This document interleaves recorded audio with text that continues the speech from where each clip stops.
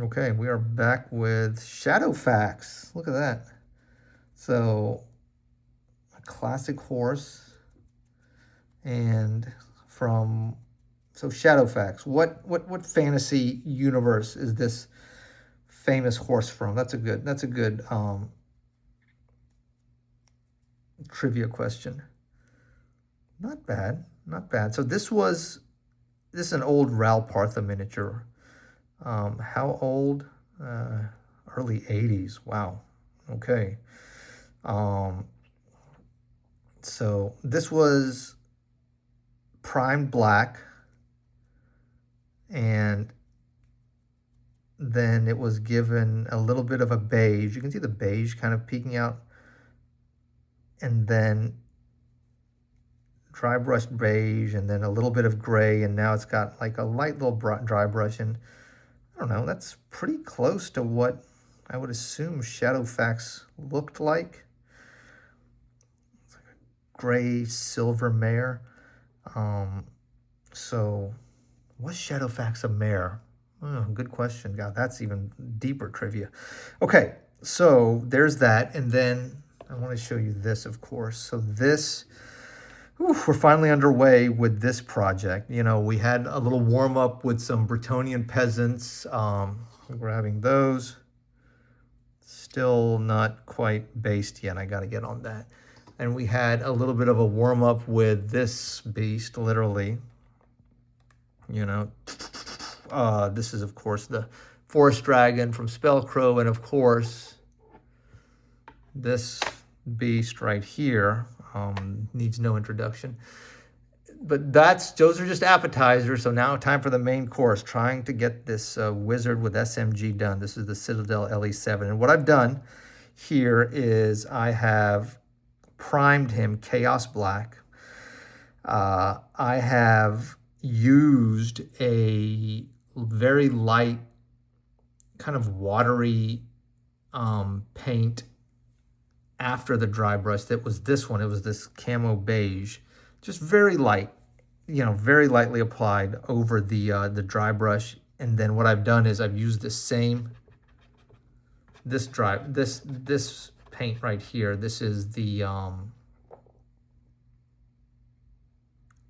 Gray Cielo or Sky Gray from Vallejo Great Paints.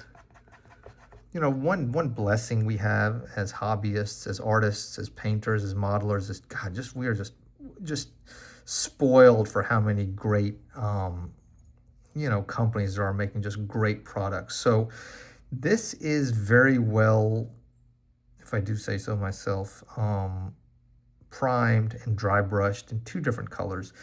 And the question is, and this is really the critical question, what color do we want to make our wizard? I think classically he is represented by wearing a red hat, red kind of cloak. You know, he's got some trousers on too, you can see. Red here. This fur is kind of, you know, we could almost leave that white color. That looks really good. But red is a pretty easy, pretty convenient color to work with, because it's very well represented, especially in the Games Workshop line. And it serves as a really good undertone to skin tones. So, you know, it's a nice way to do that. So what you would do is, what I would do is, if we were going to go red, we would go red hat, red cloak. Looks like the cloak kind of falls in between his legs, and then he's got some trousers. You know, red on this cape thing on the outside of the hood. Of course, leave these, you know, leave the fur a white color, but then also red on the face and red on the hands. And that's a pretty easy way to get a lot of quick color onto the model.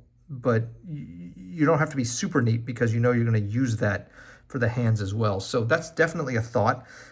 So let me put that down. I think red is a good option. Any other good options for the wizard? I think for a lot of these classic models, you know, having the classic paint scheme is always a good idea. It's not the most like fun or interesting or unique color combo, but yeah, it's classic. And this is, of course, you know, a legendary miniature. And when it comes to legendary stuff, you know, you want it to be representative. And so I think red, just from a practicality standpoint, makes a lot of sense. What are some other colors that make sense? We could just leave him gray. Yeah, honestly, that's not a bad idea. You know, this could be a gray wizard. I have heard of some powerful gray wizards in my time, so that's not a bad thought. Let's try that. Why don't we try a gray wizard, you know, but let's try to do the skin effect and see how we like the gray wizard look. Maybe we'll do gray on the cloak, you know, do this detail on his sleeve, maybe a different color. And then, you know, just do some different colors around here and see how gray, you know, so maybe he'll be like a powerful gray wizard. Not a bad idea.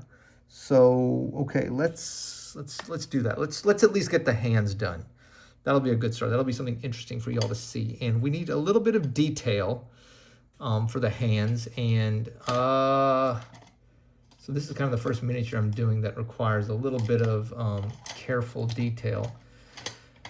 At least that I'm doing with, you know, on the channel. And I, believe it or not, let's see, what's a good detail brush? Yeah, how about this brush? So, believe it or not, that edge or this edge does a good job of kind of picking out small details. And I've got the red out as the undertone for the skin.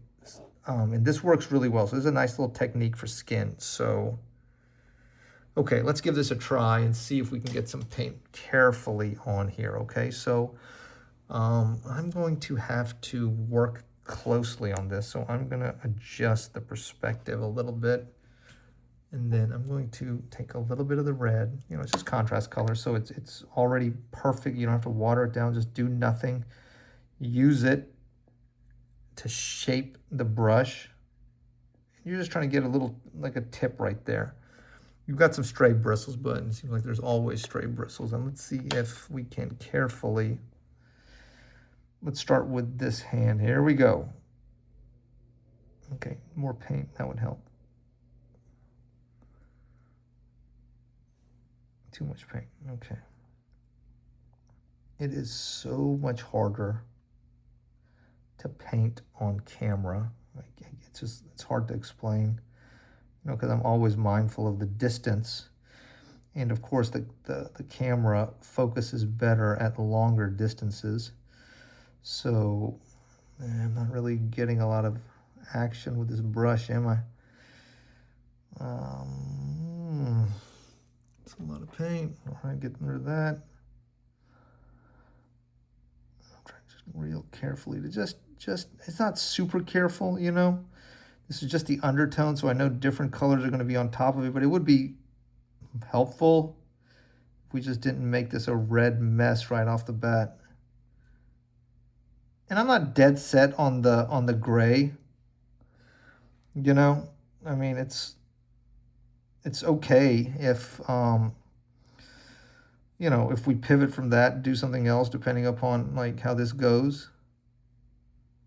Nice thing about metal is that, you know, you can always bail, dunk the whole thing in acetone, melt off the base, and start all over again from scratch. So, all right, we got the hand done. Mostly done. I think what I'm going to do is, this is going to take a little bit of work. Give me a moment. I'm going to go offline. I really got to like squint at this to kind of get this done. So I'll be right back, okay?